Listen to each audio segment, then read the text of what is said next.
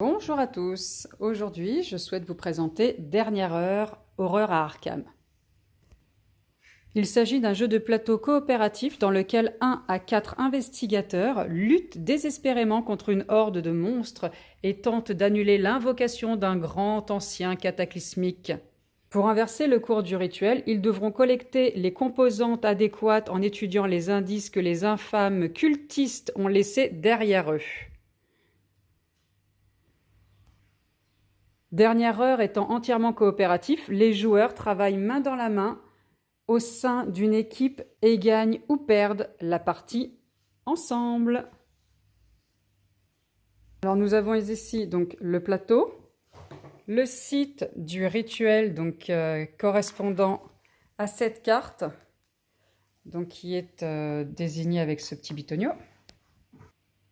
Les sites des portails toujours indiqué par cette carte, donc ça change suivant les cartes. Donc vous avez cette carte-là, c'en est encore un autre. Celui-ci, pareil, c'en est un autre. Donc là, on a les sites de portail, là. Nous avons ici donc les monstres ordinaires et les monstres spéciaux. Là, nous avons donc la pile des portails, donc que l'on a vu là, et l'autre ici. Ici, donc nous avons toute la partie indices. Les cartes priorité, donc on commence nous avec 4 cartes priorité ainsi que le bonhomme qu'on aura choisi. Donc 4 cartes, on a 5 vies, côté rouge, retourné. Parce que nous sommes 2 joueurs, si nous avions été 3 investigateurs, il y aurait eu 4 pions de vie. Et pour 4 investigateurs, c'est 3 pions de vie chacun. Donc comment se déroule la partie? Tout est clairement indiqué ici. Il y a la phase d'action, la phase du grand ancien. L'investigateur principal commence, il retourne sa première carte, il l'étudie, il la lit bien, et devra définir sa carte priorité. Donc après ça, par contre, on peut les choisir, celle-ci. Le plus petit chiffre que j'aurai effectivement dans mes cartes, donc à savoir ici le 13, correspondra, si c'est vraiment le plus petit à la fin du jeu, on va voir, donc à la fin du tour, donc correspondra à celle d'en haut. Le plus petit chiffre pour le haut, le plus gros chiffre pour le bas. L'autre investigateur a joué cette carte en 1. Donc je rejoue l'autre d'après, la deuxième que je ne connais pas, que je retourne. Bon, bah là, a priori, comme on a déjà 2 chiffres assez faibles, eh bien, je vais partir sur... Alors ça, c'est pareil. On évite de mettre un maximum, pour l'instant à ce niveau-là, on évite de mettre un maximum de choses comme ça, parce qu'après, on va voir que là-dedans, ça fait des sacrés dégâts. Donc, on va voir ça après. Donc ici, par exemple, je vais prendre 18. Et puis, donc, du coup, le deuxième investigateur qui est avec moi, lui, c'est pareil, il aura pris 19. Donc, c'est celui qui a le plus petit chiffre qui commence. Hop, on a vu que c'était donc le 1. Il va donc prendre la partie d'en haut. Déplacez-vous jusqu'à 2 fois. Attaquez ensuite les monstres dans votre lieu en infligeant 2 de dégâts.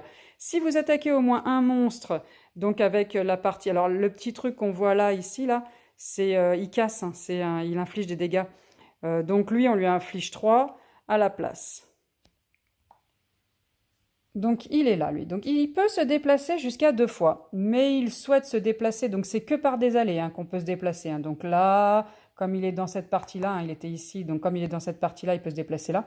Donc, il va se déplacer ici. Et là, donc, il peut effectivement infliger jusqu'à 2 de dégâts. Ou 3, si effectivement on a ce sigle-là. Donc là, il va décider de virer ça du jeu. Ça inflige des dégâts comme on peut le voir là, mais on y reviendra. Donc hop, alors là on va dire que ça c'est la réserve, ça c'est la défausse, et ça c'est la réserve. Voilà. Donc ensuite, à moi. Mais avant ça, donc là, il doit piocher effectivement une carte priorité pour la remettre dans son jeu face cachée, parce qu'il en a enlevé une qu'il défausse pour le moment ici. Donc moi, c'était la plus petite, c'était effectivement la 13. La 13 qui dit « Déplacez-vous jusqu'à 1 fois, attaquez ensuite les monstres dans un lieu adjacent en infligeant 2, scellez ensuite l'allée. » Alors, sceller l'allée, donc ça, vous avez bien compris comment est-ce qu'on infligeait des dégâts. Sceller l'allée, donc qu'est-ce que c'est? Donc on prend ça, admettons que je suis... Bon là, on voit déjà qu'il y a eu pas mal d'allées scellées, mais admettons que je suis ici, je me déplace ici et je souhaite sceller, où est-ce qu'il y en aurait un? Ici par exemple, là. Là, il y a une allée, donc je le mets comme ça, sauf si on me dit de la mettre partie grise, mais là, c'est pas le cas, donc je peux la mettre là. Si lui, au cas où, admettons que c'était un comme ça, lui, il a le pouvoir de se déplacer, on le voit avec cette flèche-là.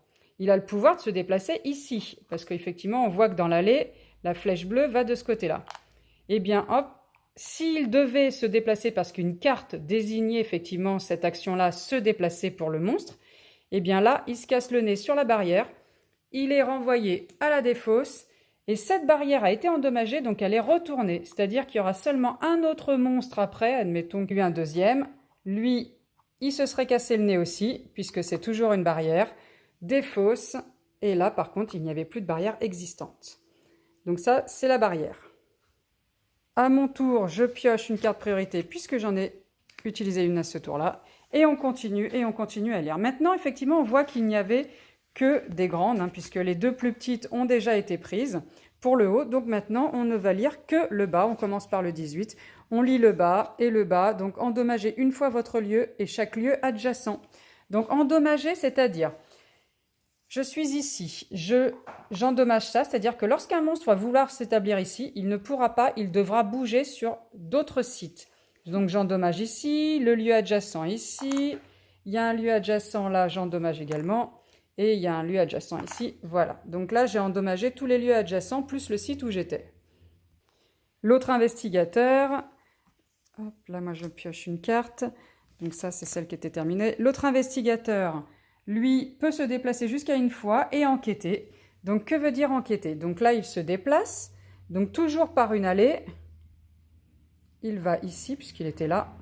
Non, on va dire qu'il était là. Il se déplace ici. Il peut enquêter. Donc en fait, ici, on retourne cette loupe et on voit qu'il s'agit d'une clé. Alors la clé, c'est cette carte-là et on lit effectivement ce qu'il est dit. Après avoir résolu, donc soit avant ou après avoir résolu une carte action, défaussez cet objet pour appliquer 2 fois l'effet suivant. Réparez 2 fois n'importe quel lieu où un investigateur de votre choix récupère une vie.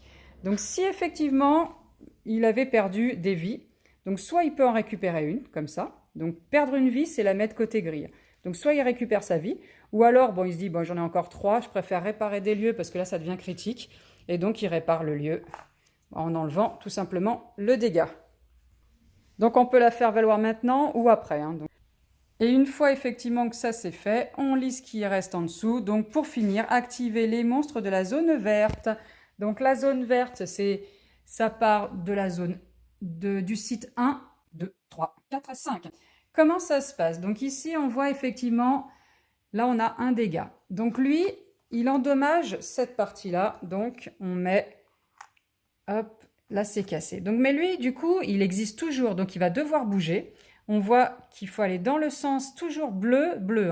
Rouge, c'est rouge. Là, c'est bleu. C'est facile. Là, ici, il reste une place. Donc il va là. Là, il ne se passe rien. Il y a des monstres, mais ils n'attaquent personne et ils n'endommagent rien. On passe donc au 2, il n'y a rien. Au 3, il n'y a rien. Au 4, eh bien, il n'y a rien non plus. Et le 5, là, on voit qu'il y en a 2, effectivement, qui endommagent. Donc, on prend effectivement, donc, hop, et hop, on endommage.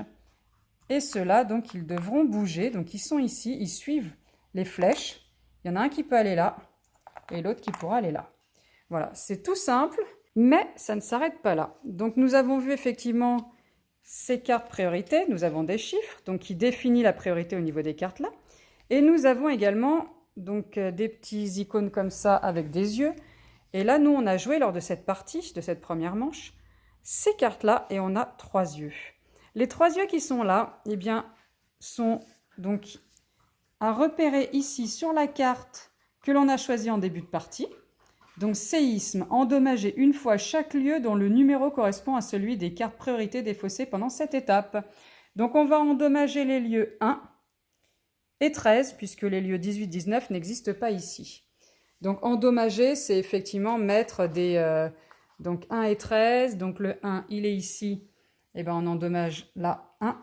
Lui, il suit le sens des flèches. il suit le sens des flèches, hop, et il va jusque là, etc. Et donc le 13, on fait exactement pareil. Une fois que l'on a lu effectivement la sentence, hop, tout ça c'est défaussé, et on peut défausser, et l'on peut donc maintenant passer au portail. On choisit, donc on prend la première de la pile, on le met donc ici. On voit que là nous avons donc 3 portails, donc ça veut dire qu'il y a 3 monstres qui peuvent rentrer. Donc ce sont des monstres ordinaires. Et les monstres ordinaires, donc il faut qu'on les place à partir d'ici. Donc vous voyez, toujours dans le sens des flèches, donc là on peut pas, là on peut pas. Ensuite ici, eh bien là on peut. C'est toujours du bleu, donc on avait vu qu'on ne pouvait pas jusqu'à présent. Là on peut pas, et là on peut pour les deux. Donc on va pouvoir placer nos 2 monstres ici. Voilà. Donc le but du jeu, c'est qu'effectivement il faut casser du monstre, réparer les sites, et faire en sorte surtout à ce que les monstres n'encombrent pas cette partie-là, ou sinon on a perdu. Il faut également que tous nos petits cœurs ne soient pas retournés, ou sinon on a perdu. Et à la fin, donc lorsqu'on aura les indices un maximum, donc là, on pourra tenter d'inverser le rituel en découvrant les 2 indices qui sont là. Alors comment ça se passe? Il nous reste nos 4 cartes priorité, donc à la fin de la partie, là, il nous reste nos 4 cartes priorité en main. Donc là, il nous reste, au niveau des indices, il nous en reste 3 ici. Et ça correspond à 2 qui sont là. Donc, on regarde nos cartes priorité. Donc, on avait déjà identifié un petit peu en amont que ça pouvait effectivement être des lunes et cette espèce de sablier là. Donc, on se dit... En fait, dedans, dans ce jeu-là, il va falloir qu'on n'en garde que 3. Dans les 4 qu'on a en main, il faut qu'on n'en garde que 3. Donc là, on est bien placé quand même pour se dire qu'il y a de grandes chances à ce que ça soit la lune et le sablier. Donc moi, de celle-ci, j'ai envie de garder ça. Et là, de toutes ces cartes, il a bien envie de garder ces 2-là, du coup. Donc, et puis celle-ci, puisqu'il en faut 3. Donc, le but du jeu, c'est d'avoir 4 bonnes cartes qui correspondent à la combinaison.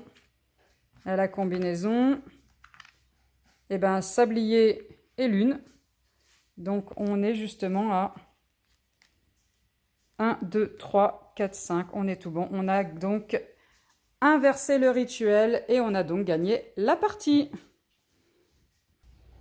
Alors, je fais ma frimeuse parce que là, cette fois-ci, on a gagné. Sauf que la toute première partie qu'on avait fait avec celui-ci qui était censé être super simple, on s'est fait ramasse, mais bien comme il faut. Hein. On a eu une grosse fessée déculottée. Et voilà, donc après, bon, on a appris les subtilités, on a appris comment jouer et gérer les monstres, et donc ça va beaucoup mieux. Mais c'est vrai qu'en fait, la première partie, on pensait vraiment pas perdre. Et, et en fait, on s'est ramasse. Mais franchement, c'est un super bon jeu.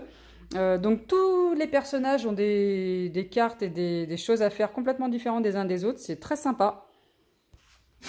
Et de temps en temps, jouer en coopératif, c'est sympa aussi. Hein. C'est vraiment... Donc voilà, c'est un jeu que je recommande parce déjà il est beau. Les cartes sont vraiment sympas, elles sont belles, de beaux dessins, belles illustrations. La mécanique du jeu est originale, j'aime beaucoup. Donc c'est Dernière Heure, horreur à Arkham.